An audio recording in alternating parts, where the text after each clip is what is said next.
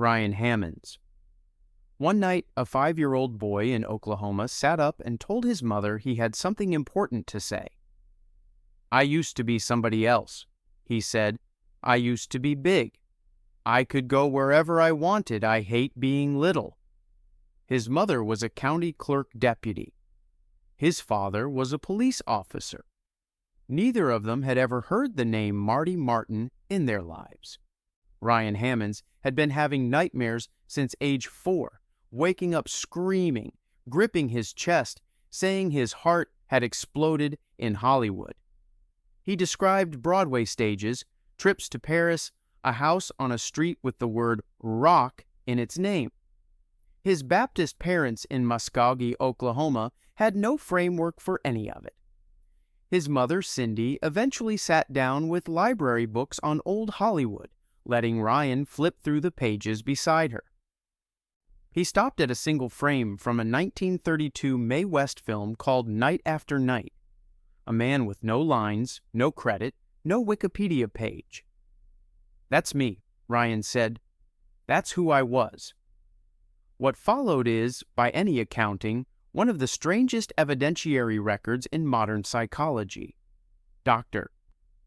Jim Tucker, Associate Professor of Psychiatry and Neurobehavioral Sciences at the University of Virginia, spent months investigating Ryan's claims and ultimately confirmed 55 specific details the boy had provided about Marty Martyn's life. Martyn had died 40 years before Ryan was born. Ryan had described living on a street with rock in its name. Martyn's address was 825 North Roxbury Drive in Beverly Hills, 2,000 miles from Muskogee. Ryan said Martyn had danced on Broadway and worked at an agency where people changed their names. Both were confirmed. Martyn had performed as Marty Kalinsky before opening the Marty Martyn Talent Agency in Hollywood. Ryan said Martyn had 2 sisters.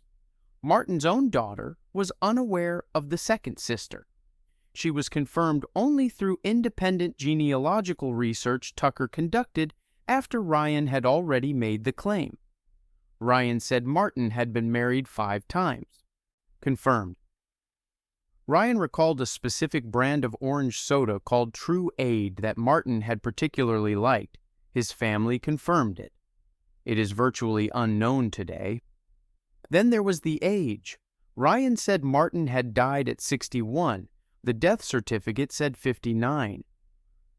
Tucker investigated further and found the birth year recorded on the certificate was wrong. Martyn was born in 1903, making him 61 at death. A 5-year-old in rural Oklahoma had corrected a government document.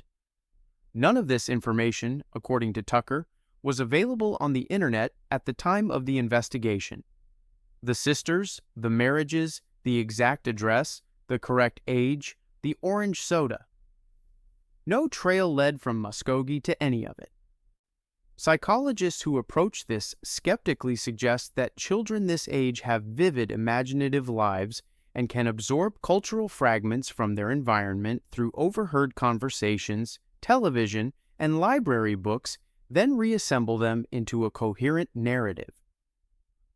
Once a story anchors to a specific photograph, every subsequent detail gets reinterpreted through confirmation bias, with correct details remembered and wrong ones quietly forgotten.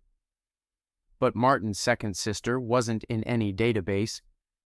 His specific address wasn't in film encyclopedias, and his correct age at death contradicted the only available official record, a death certificate a 5-year-old in Oklahoma had never seen. Tucker spent months trying to trace how any of this could have reached Ryan through normal channels. He could not find the path. Some researchers ask whether consciousness, rather than being entirely produced by the brain, might in certain cases outlast it, and whether memories soaked in the strongest emotions, like the specific felt experience of dying, might be precisely what persists. We may never know how a child in rural Oklahoma knew the age of a man whose own death certificate had it wrong. What we do know is that he knew it, and that the record was wrong, and that the child was not. From a quiet living room in Oklahoma, we travel to colonial India, where a 9-year-old girl stood before a government committee and navigated a city she had never entered. Shanti Devi. She was 4 years old when she decided her parents were not her real parents. She told her mother about her husband in Mathura, the cloth shop he owned on Chaubey Street, the life she had left behind when she died. Her family ignored it. They stopped ignoring it on the day she packed a small suitcase and walked out the front door at age 6, trying to cover 145 kilometers to a city she had never visited. The case broke open when Shanti's school headmaster, curious enough to write a letter, addressed it to the household she had described at 9 Chaubey Street in Mathura. He received a reply.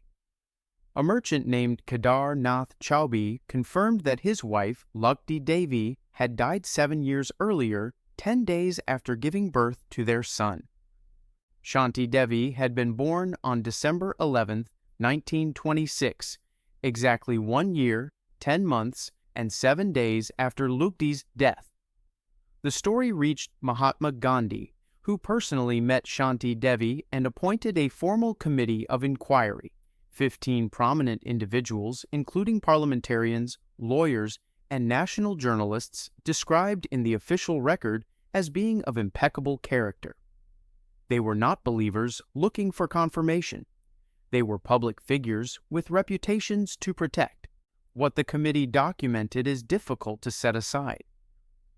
Shanti had been spontaneously speaking in the Mathura dialect before she ever visited the city, or, as far as anyone could determine, before she had any knowable exposure to it.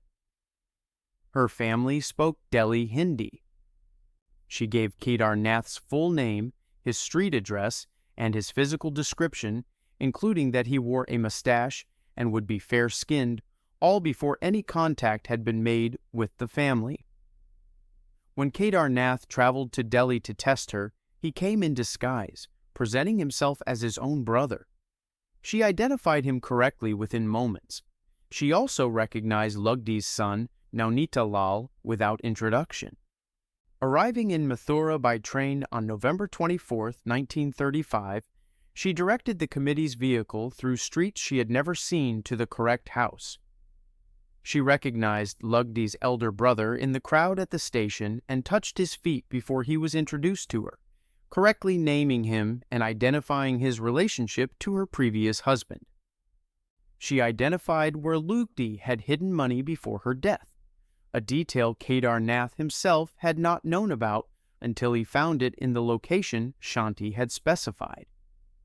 Dr. Ian Stevenson, who interviewed her in 1986, confirmed at least 24 verified statements matching Lugdi Devi's life. Swedish journalist Sture Lunnerstrand traveled to India specifically to expose the case as fraudulent. After his investigation, he wrote, "This is the only fully explained and proven case of reincarnation there has been." Critics have noted that both families shared the Hindu cultural framework of reincarnation, which may have shaped how events were interpreted and remembered over time. A highly intelligent child in a reincarnation-believing society could, over years, they suggest, construct a consistent narrative from overheard fragments of adult conversation, gradually filling in detail as the story refined itself through retelling. But the families had never met. 145 kilometers separated them with no known social connection. And the hidden money, the specific detail about where Lugdi had concealed something before her death, was not known to her own husband. It was found exactly where Shanti said it would be. Some researchers ask whether the narrowness of the gap between Lugdi's death and Shanti's birth, less than 2 years, might matter, whether that closeness in time might preserve something a longer interval would dissolve. Shanti Devi herself, in interviews she gave throughout her adult life, described experiencing both lives simultaneously, not as memories that dimmed, but as two realities existing side by side. She never married, considering herself a widow. we may never fully account for how she knew what she knew. What the committee concluded, formally and on the record, is that she did know it. The next case moves us forward in time and westward to a country still raw from civil war, where a toddler announced himself before he could hold a proper conversation. Nazi al-Danaf. At 18 months old, before most children can walk without falling, before many can name the people around them, Nazi al-Danaf made a declaration. "I am not small," he said. "I am big. I carry 2 pistols. I carry 4 hand grenades. I am Kabadai." He said it repeatedly, insistently, from inside a toddler's body, about a life that had ended in assassination a decade before he was born.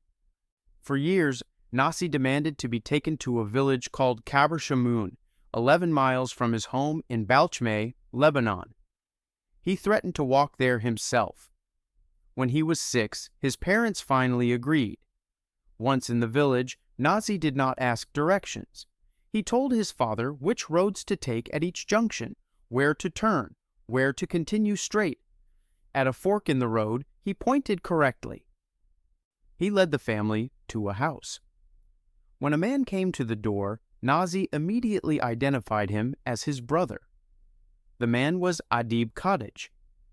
The person Nazi had been describing for years, Fuad Assad Kadej, an armed bodyguard for the Druze community's spiritual leader in Beirut, had been assassinated at that location in July of 1982.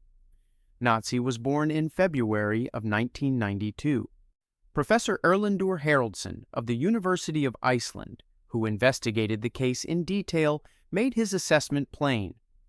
He stated that no case he had ever investigated equaled it in how perfectly the remembered statements fit the facts of the previous personality's life. And Haraldsson had investigated cases across multiple countries over many decades. Nazi had said he carried 2 pistols and 4 hand grenades. Fuad's family confirmed both details, consistent with the bodyguard role he held for a prominent religious figure in a city still marked by conflict. Nazi described being shot in the head and neck. An autopsy report confirmed Fuad was killed by 2 bullets at close range, 1 to the head and 1 to the major artery in his neck. Nazi told Adib that he, as Fuad, had once given him a specific pistol as a gift, a Cheki 16, a model considered rare and precious in Lebanon. Adib confirmed it was accurate. Nazi said Fuad had a friend who could not speak, confirmed by the family. Haraldsson documented 31 distinct statements Nazi made before the families met. The vast majority were verified correct. Every surviving member of Fuad's family, his widow, his children, and his siblings became convinced Nazi was Fuad reborn. Researchers working from a skeptical position note that Druze communities in Lebanon are relatively small and culturally tight-knit, with a long-standing shared belief in reincarnation. A high-profile assassination within the community would have circulated widely. A child exposed to adult conversations about a notable local death might absorb names, relationships, and details without any awareness of having done so. But Nazi began speaking at 18 months. That is before the language development required to process and retain complex adult narratives. And the Cheki 16, a specific model given as a private gift to a specific person. That detail does not circulate at the market. Some researchers ask whether spatial memory, the felt bodily knowledge of how to move through space, might be among the most durable forms of memory, if memory is what we are dealing with at all. Nazi did not recall the route the way one recalls a fact. He directed through it the way someone drives a road they have taken for years. We may never know whether that distinction is meaningful. What Haraldsson's investigation established is that he was correct at every turn. From the hills of Lebanon, we move northwest to the coal fields of northeastern England, where a boy drew technical aircraft diagrams from a life he supposedly never lived. Carl Eden. From the time Carl Eden could hold a crayon, he drew aircraft, not the simple, approximate shapes a child draws. Detailed diagrams, cockpit layouts, instrument panels, wing configurations. He said he had flown a German plane in the war. He said his name had been Robert. He said he died when his plane crashed in England and that surgeons had removed part of his right leg below the knee after the impact. He was 3 years old when he started saying these things. He would be murdered at 22, 1 year before archaeology confirmed everything. Carl was born in 1972 in County Durham to a family with no German connections, no aviation history, and no reason to expose a toddler to detailed knowledge of World War II aircraft. His parents documented his claims throughout his childhood. He described a swastika on the tail of his plane. He identified cockpit instrumentation consistent with Second World War German aircraft design. He said his previous name was Robert, not an anglicized name, but a specifically German identity. He said he had been shot down over England and that his right leg had been amputated below the knee before he died. His parents wrote it down. The documentation predates what was found later by more than a decade. In 1996, Carl was killed in an unrelated violent crime. 1 year later, in 1997, construction workers excavating near Middlesbrough uncovered the fuselage of a Heinkel He-111 bomber that had been shot down during a wartime raid on British industrial targets. Inside the fuselage were the remains of the crew. One set of remains was missing the right leg below the knee. The crash site was in the county of Carl's birth. Dr. Jim Tucker and researchers at the University of Virginia's Division of Perceptual Studies have cited the case as one of the strongest European cases in the literature involving physical archaeological confirmation of a child's specific prior claims. Researchers have also noted, without claiming a causal mechanism, that Carl's current life ended violently, as did the life he recalled. World War II aviation culture is deeply embedded in British popular memory through films, museums, television, and public commemoration. A child growing up in northeastern England in the 1970s was surrounded by this material. Critics suggest the German pilot identity could reflect absorbed war imagery reconstructed by a child's imagination, and that the leg detail and the subsequent excavation could represent coincidence. England has hundreds of undiscovered wartime crash sites, and leg injuries are not uncommon in high-impact crashes, but the site was near his specific birthplace, not elsewhere in the country. The right leg below the knee. Carl stated that specific anatomical detail in childhood, it was written down, and it was confirmed by physical remains more than a decade later. Some researchers ask whether the violent end of a previous life might leave a particular kind of residue, not a supernatural one, but something closer to unresolved intensity, a charge that has not fully discharged.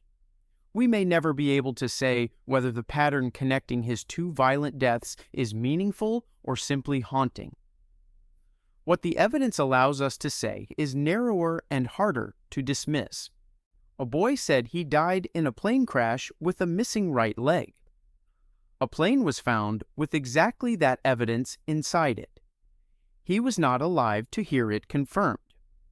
From one English tragedy, we move to another, though this one involves not 1 death, but 2, and not 1 child, but 2 children born to replace the ones who were taken.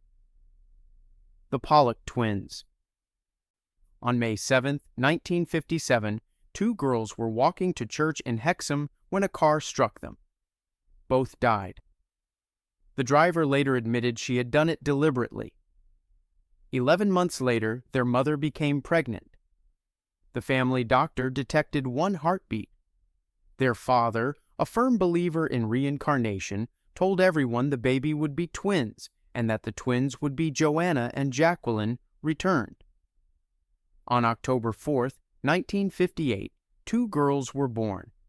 John and Florence Pollock named them Gillian and Jennifer.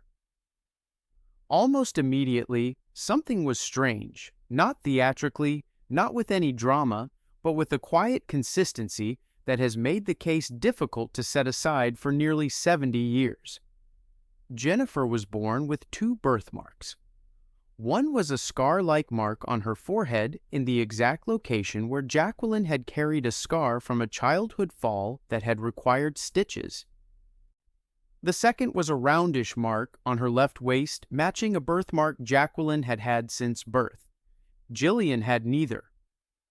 Dr. Ian Stevenson documented both birthmarks in his 2-volume work Reincarnation and Biology, published in 1997.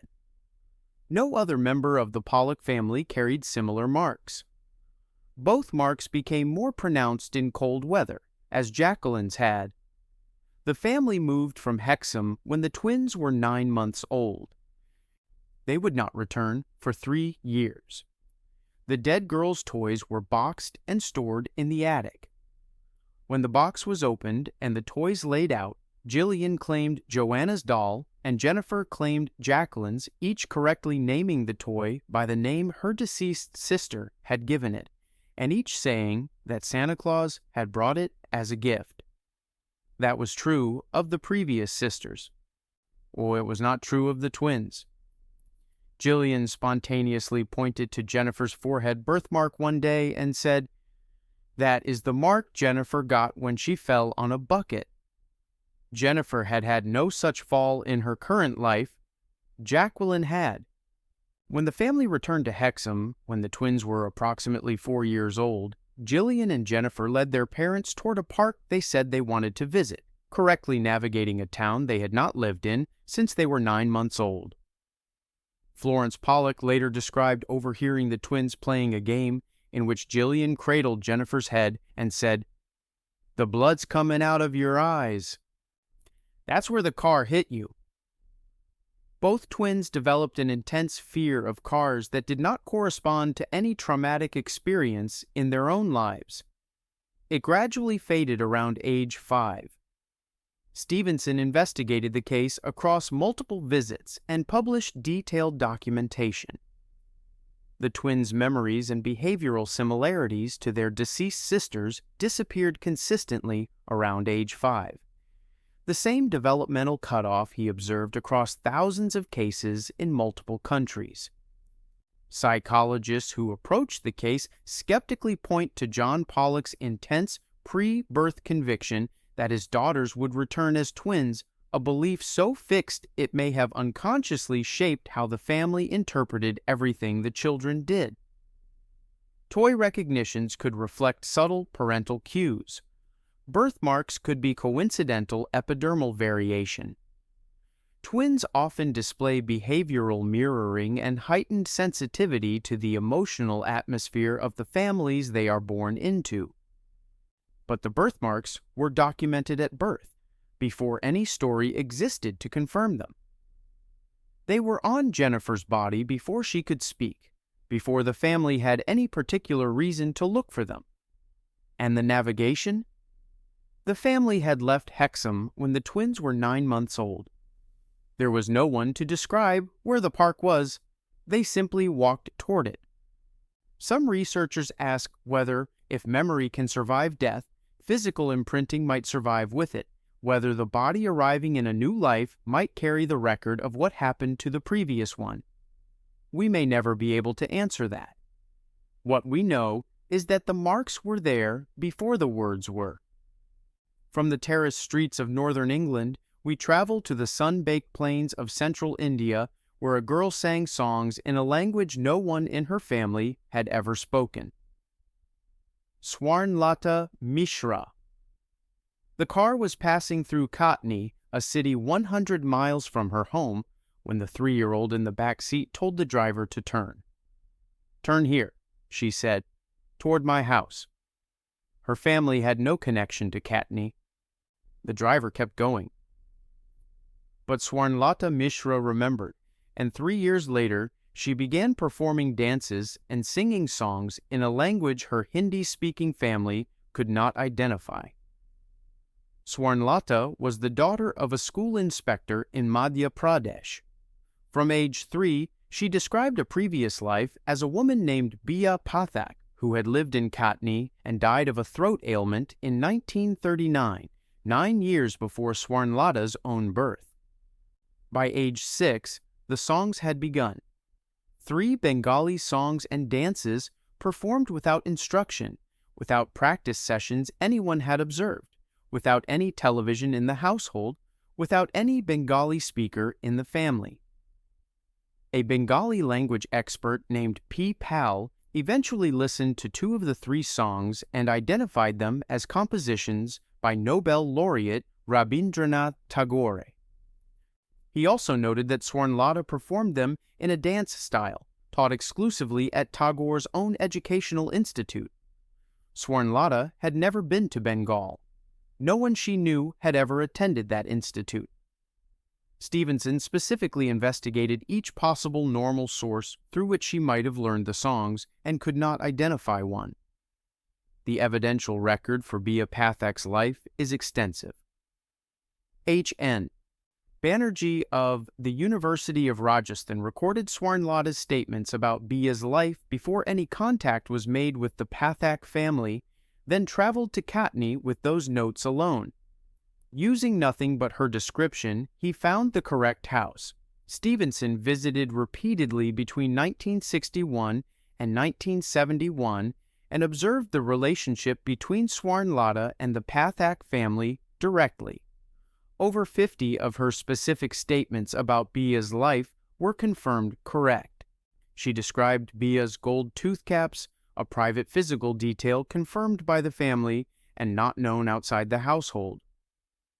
When Bia's son Naresh was introduced into a crowd under a false name specifically to test her, Swarnlata identified him immediately, called him by his correct name, and refused to be corrected. Bia's brothers, who had not believed in reincarnation before meeting Swarnlata, accepted her so completely that they maintained the Hindu Rakhi tradition of annual brother-sister gift exchange with her for the rest of their lives. 1 year she missed the ceremony, and they were genuinely distressed, saying she had lived with them for 40 years and with the Mishras for only 10.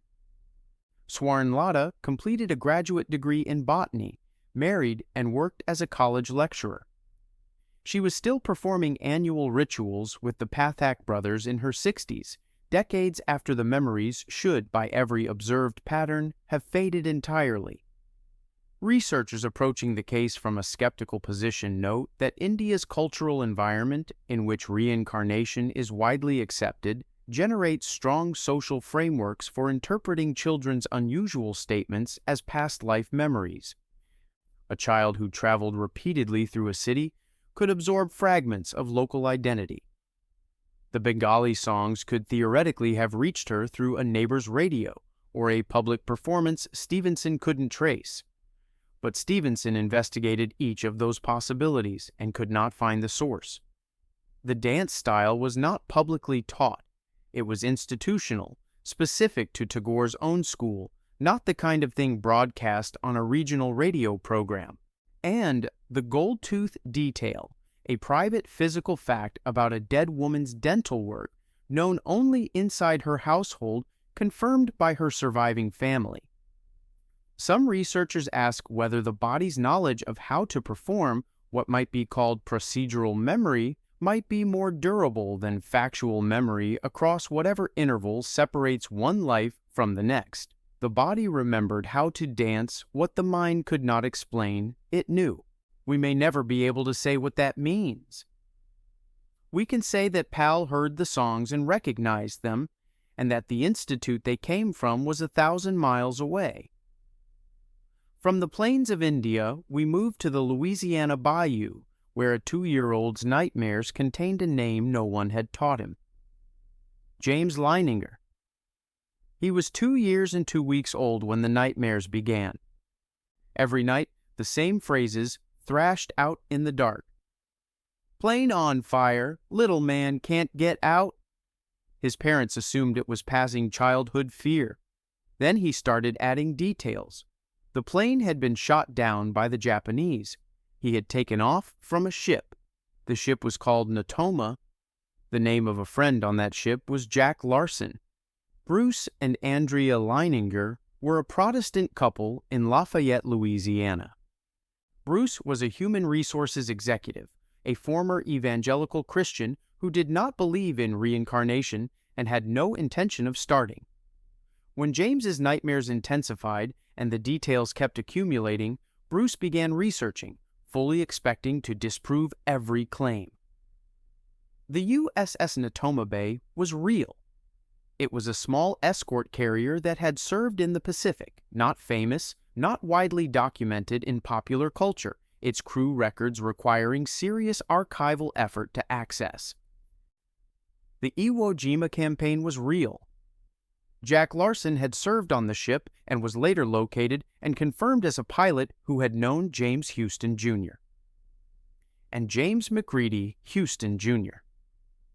had been killed near Iwo Jima on March 3, 1945, the only pilot from the Natoma Bay to die in that specific engagement. James had been calling Japanese fighters Zeeks and Japanese bombers Bettys, the actual Allied code names used during the war, designations that fell out of common usage in 1945 and would not appear in children's media decades later. He signed his drawings of aircraft James III, and when his parents asked why, he said he was the third James, apparently referencing himself as following James Houston, Jr., who was the second. A television interview with ABC News had been recorded before any identification was made. It never aired, but Dr. Jim Tucker obtained a copy, giving the case something rare, a documented record of the specific claims before they were verified. Tucker published a peer-reviewed case study in the journal Explore in 2016, detailing the pre-verification documentation and the subsequent correspondence between James's statements and Houston's life and death. James Houston Jr.'s surviving sister, Ann Barron, became convinced James Leininger was her brother reborn and sent him Houston's remaining personal effects. When James opened the box, he smelled it and said it smelled like an aircraft carrier. World War II veterans who had served on the Natoma Bay and known Houston personally remarked on the physical resemblance between the two Jameses at a memorial ceremony Bruce organized. Critics, most thoroughly philosopher Michael Sudduth in a 2016 analysis, argue that Bruce Leininger's dual role as primary witness and the researcher who ultimately identified Houston creates a fundamental methodological problem. A father desperate to explain his son's suffering may unconsciously guide an investigation toward a match. James had also visited an aviation museum with his father shortly before the nightmares began, which could have seeded initial imagery. But the pre-verification ABC interview exists on record. The statements about the ship's name, Jack Larson, and the specific Japanese aircraft terminology were captured before any research had confirmed them. A 2-year-old calling a wartime bomber a Betty is not a child who absorbed a documentary. That is a child using a military designation that passed out of common use decades before he was born. Some researchers ask what it means that the person most motivated to disprove this case became its most convinced witness, that the father who called reincarnation impossible spent years trying to prove it was, and found instead that every exit he looked for was already closed. We may never fully separate coincidence from evidence in a case this thoroughly investigated from both directions. What we know is that the nightmares stopped once the identification was confirmed, as if something had finally been told. From a father who could not explain his son's memories, we traveled to the roof of the world, where entire governments have been built on the assumption that some memories do not stop. The Dalai Lama selection process. After the 13th Dalai Lama died in 1933, senior monks began looking. They watched the direction the smoke rose from his cremation. They followed signs in sacred water. They noted unusual children. 2 years later, in a remote farming village in Taxer, northeastern China, they found a 2-year-old who ran toward one of the visiting monks, grabbed the rosary the monk was wearing, a rosary that had belonged to the 13th Dalai Lama, and said in the dialect of Lhasa, "This is mine." The Tibetan Buddhist tradition is the only state-level system in recorded history designed explicitly for the identification of reincarnation. When a high lama dies, a structured search begins. Monks travel to find candidates, children born around the time of the previous lama's death, who display unusual behavior or knowledge. The candidate is then tested, presented with sets of objects, some belonging to the deceased and some not. The child must select correctly without verbal prompting. The monk who came to find the 14th Dalai Lama, Kyutsang Rinpoche, traveled to Taxer village in disguise, dressed as a servant, specifically to prevent the family from performing for an important visitor.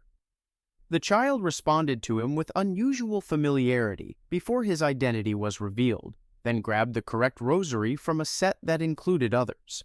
When presented subsequently with 2 walking sticks, one that had belonged to the 13th Dalai Lama and one that had not, the 2-year-old immediately selected the correct one. He spoke phrases in Lhasa dialect while his family in Qinghai spoke Amdo Tibetan, a fundamentally different variety of the language, not mutually intelligible at any fine-grained level. The selection process had been used across centuries to identify hundreds of reincarnate lamas, the tradition of Tulkis, and it functions as Tibet's primary mechanism for both spiritual and political succession. The identification tests are structured to be as close to double-blinded as the era allowed, genuine items mixed with identical-looking false ones, selection made without verbal prompting from the monks present. The 14th Dalai Lama has described in his memoirs childhood memories of specific rooms and individuals in Lhasa that he could not have visited as a young child in Qinghai, 1,500 miles away. British author Vicky Mackenzie documented the search process in detail in her 1988 book The Boy Lama, drawing on interviews with the monks involved.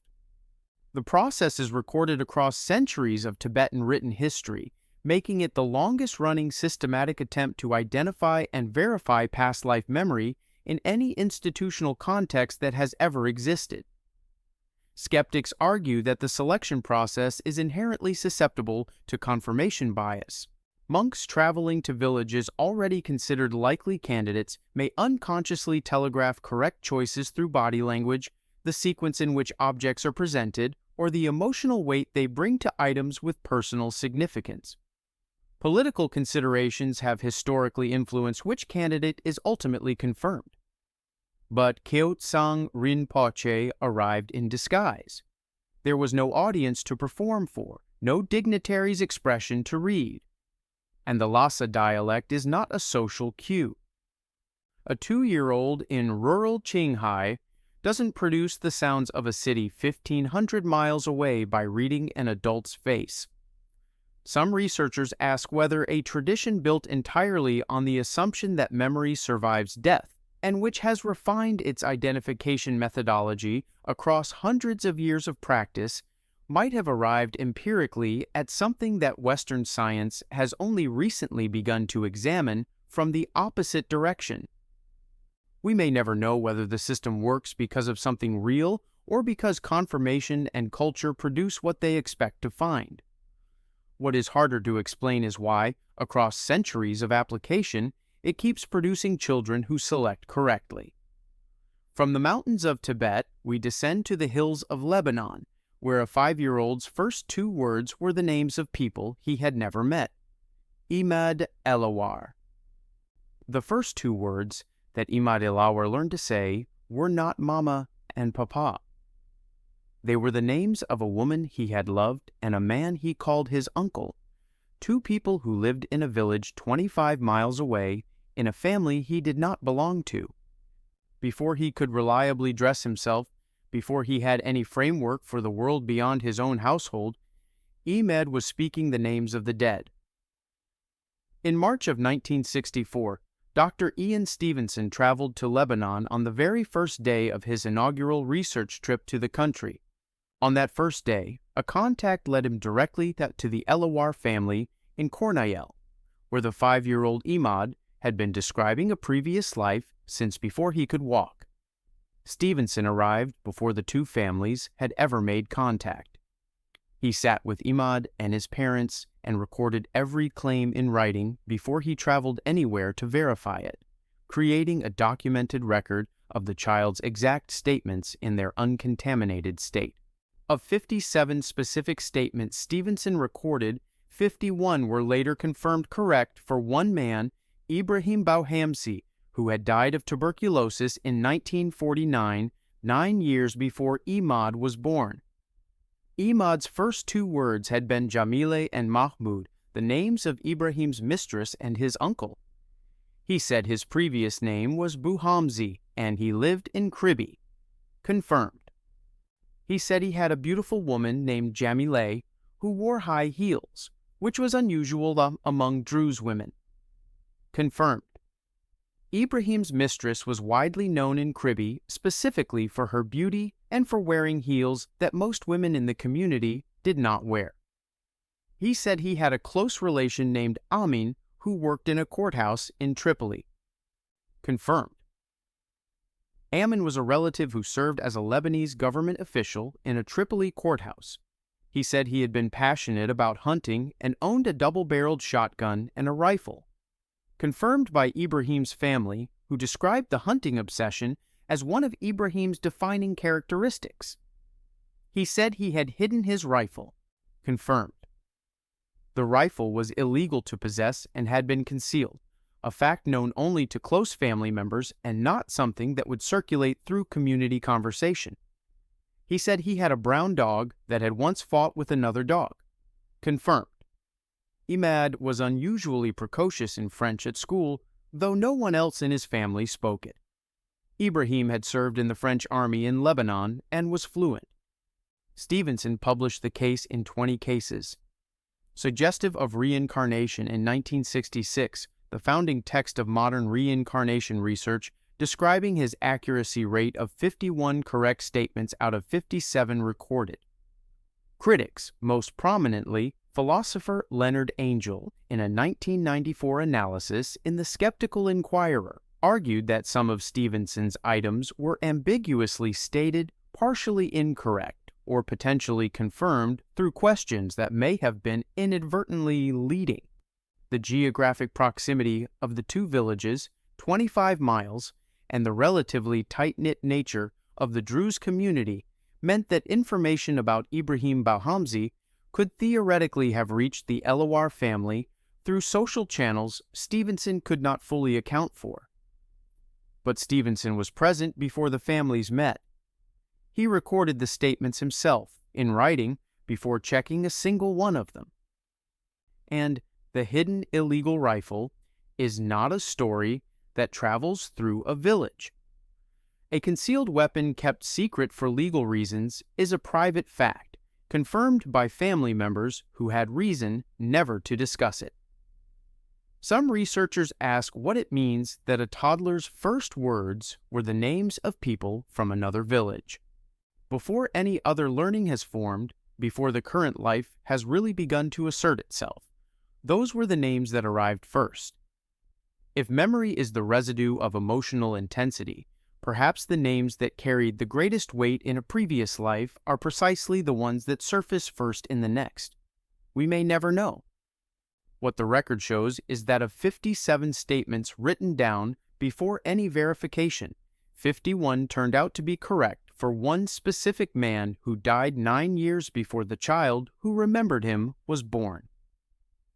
From the hills of Lebanon, we travel one final time, crossing continents and centuries, to a temple in Egypt where a woman spent 30 years showing archaeologists things that no living person should have known. Dorothy Eady, known in Egypt as Seti. In 1907, a 3-year-old girl in Blackheath, London, fell down a flight of stairs. The family doctor arrived, examined her, and pronounced her dead. An hour later, she was alive. After that, by all accounts, she was different. She began demanding to go home. When her parents asked where home was, she pointed to a photograph of an Egyptian temple in a magazine. "There," she said, "that's my home." Dorothy Louise Eady was born in 1904 to a family with no connection to Egyptology of any kind. After the fall and resuscitation at age 3, she became consumed by ancient Egypt with no apparent introduction to it.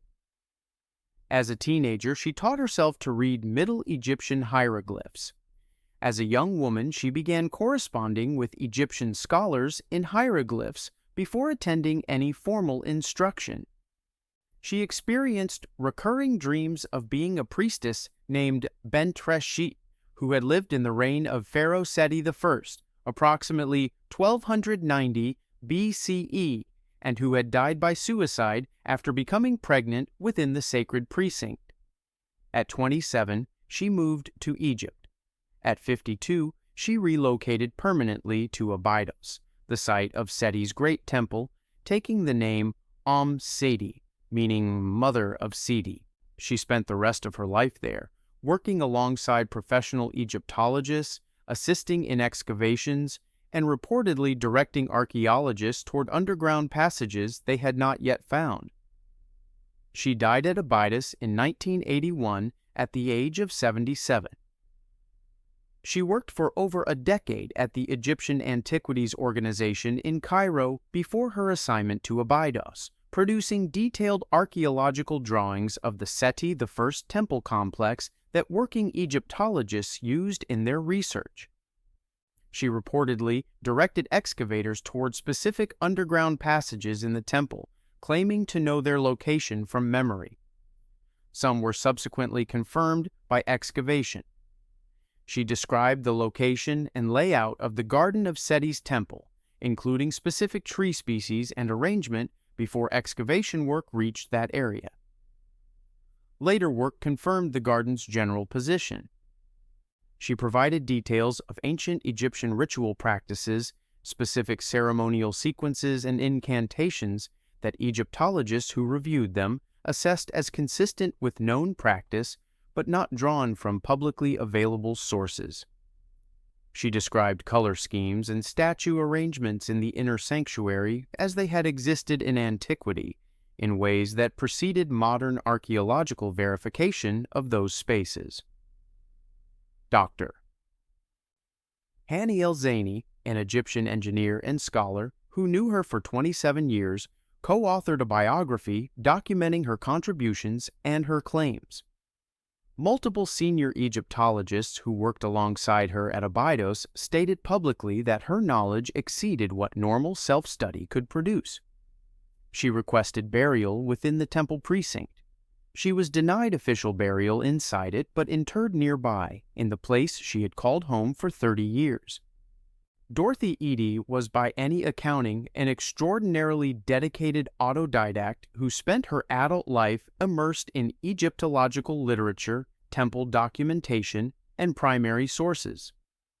Critics suggest that her supposedly recalled memories are the products of a brilliant, obsessive mind that absorbed vast amounts of scholarly material and reconstructed it as felt experience, a form of cryptomnesia in which forgotten learning resurfaces as apparent memory rather than studied knowledge. But the garden, the specific location, layout, and tree species of Seti's garden were not in the published sources available to her at the time she described it. And the underground passages, she pointed to them before they were found. Cryptomnesia can explain absorbed scholarship. It struggles to explain buried gardens and blocked passages that were not yet known to exist. Some researchers ask whether the near-death experience at age 3 might have been not the cause of her confusion, but the event that reopened something that had been waiting, whether the resuscitation was the door rather than the damage. She said herself that when she arrived at Abydos, she felt she had finally come home. Whether that feeling constitutes evidence of anything or represents simply the most complete obsession in the history of Egyptology may depend on what we decide to do with the garden and the passages and the 30 years she spent living inside the walls of a temple she supposedly helped build in a different body, in a different century, 3,300 years before anyone came looking for her. 10 cases, 4 continents, 6 decades of academic research. A 2-year-old who corrected a death certificate. A 9-year-old who navigated a city she had never entered and found money hidden by a woman who died before she was born. A newborn whose body carried the exact scar of a dead child in the exact location with the exact texture. A woman who spent 30 years showing professional archaeologists where to dig. The mainstream explanation for all of it is consistent and, in several cases, genuinely compelling. Children absorb information, cultures shape interpretation, grief creates narrative, coincidence exists in a world this large. Researchers have bias.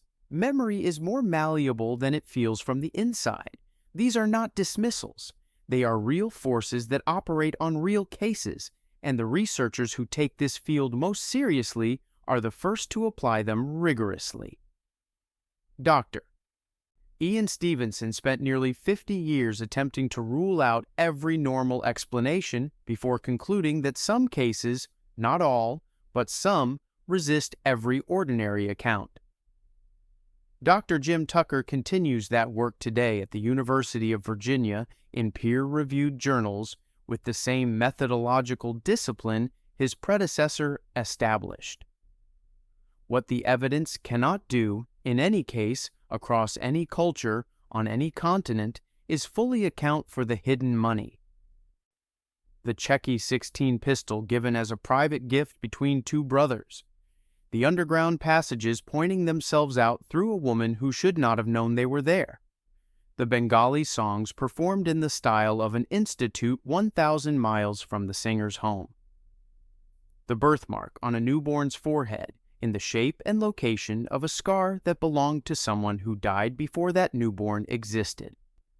Those are the details that sit at the edge of the frame. They will not move into the light where they can be neatly explained. They stay where they are, at the boundary between what we can account for and what we cannot, and they stay there regardless of which framework we bring to them. The question these 10 cases leave behind is not whether reincarnation is real. That question takes more than a video to answer and probably more than one lifetime of research. The question they leave behind is narrower and, in some ways, stranger. What is memory exactly? Where does it live? Is it entirely housed in the brain, so that when the brain goes, everything inside it goes with it? Or is there some other place where the things that mattered most are held, waiting for whatever comes next? You stayed this long because something in you already resists the comfortable answer. That instinct, the refusal to look away from the detail that does not fit, is exactly the kind of mind this channel is built for. Hit subscribe and make your place here permanent. Then go to the comments and tell us which of these 10 cases is the one that stays with you. Which detail keeps coming back?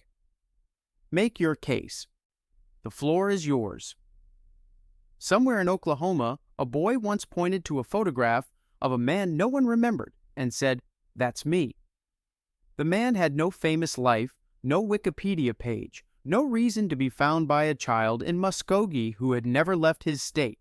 And yet there were 55 things the child knew, 55 details, 1 corrected death certificate, 1 orange soda no one drinks anymore. Maybe memory dies with the body, maybe it doesn't.